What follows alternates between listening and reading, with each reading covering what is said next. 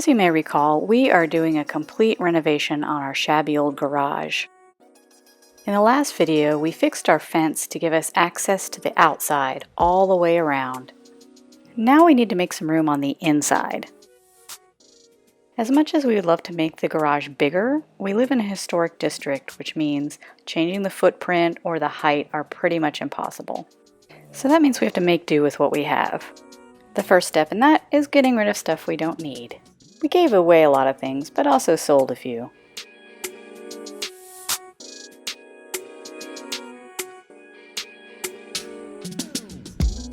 With that stuff gone, we were left with other stuff that we didn't want to get rid of, but we also didn't want it in the garage.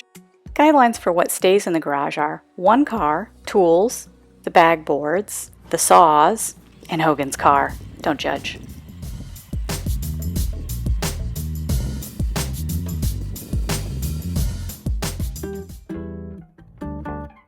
That means we need to find a new home for camping gear, bike gear, yard equipment, that kind of thing.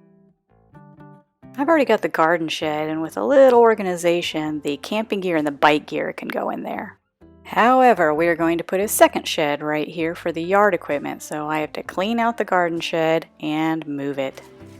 The new shed is going to be longer and fits in that spot better, so I'm moving the garden shed down here. First, I'm setting up a foundation with just 1 foot square concrete pavers all leveled out.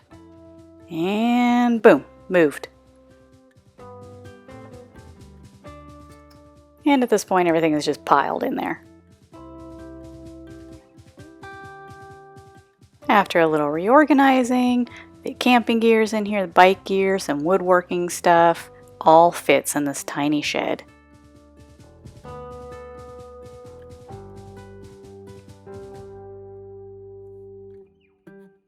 Now, I was out of town when Ames built the yard equipment shed, but I got frequent updates with a lot of cussing. But she got most of it done before I got back. By the way, if you're considering one of these Aero Yard Saver sheds, don't do it. It was a real pain. The directions were terrible, stuff didn't line up, it was super flimsy, just don't.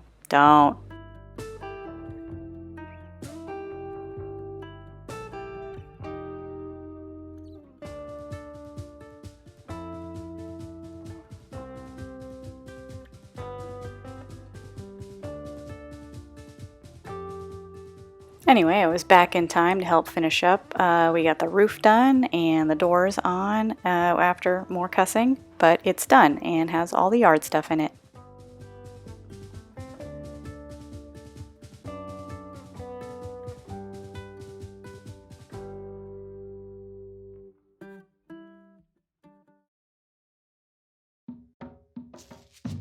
Now we just needed to organize the stuff that's staying in the garage. We pulled everything out and tore down these janky old shelves that came with the garage.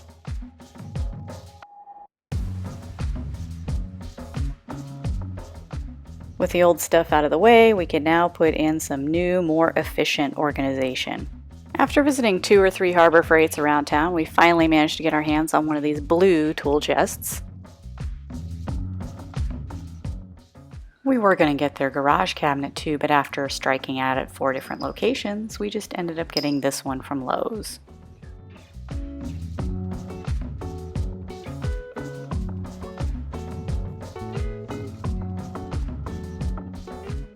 It comes with adjustable feet, but we put on these locking casters from Ace so that we can move it around. When we paint the interior, we're going to hit up the doors with this gloss deep blue paint, and hopefully it matches our tool chest. As for the saws, we have plans to put a couple shelves right above Hogan's car, but those can't go up until we're done finishing the interior, so they're just going to have to be around on the floor for now.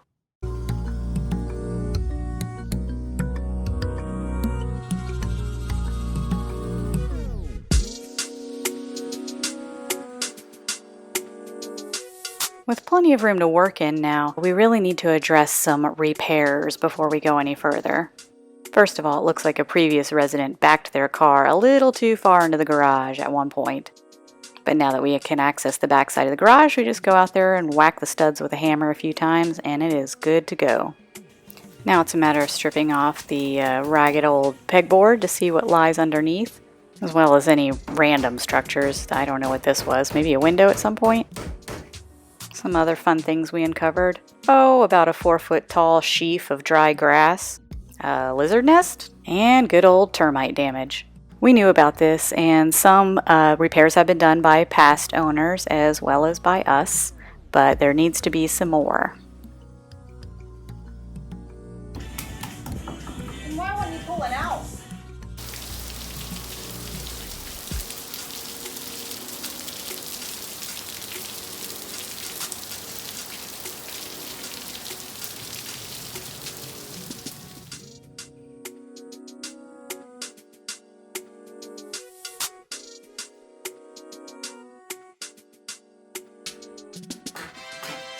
And that cistern stud was just removed and replaced with a nice fresh one.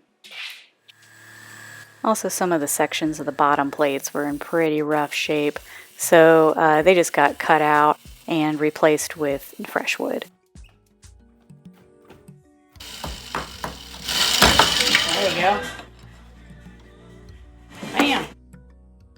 We also knew this beam was falling apart, and a while back we had just screwed another board into it, but now we need just to take it out and replace it.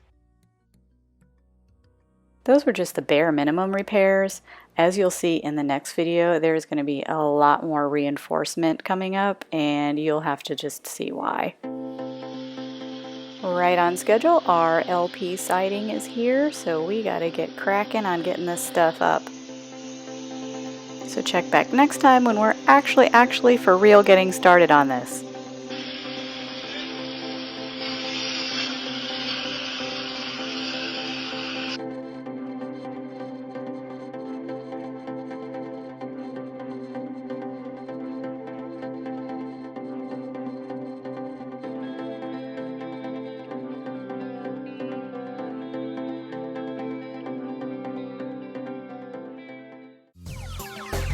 It sound right, boys.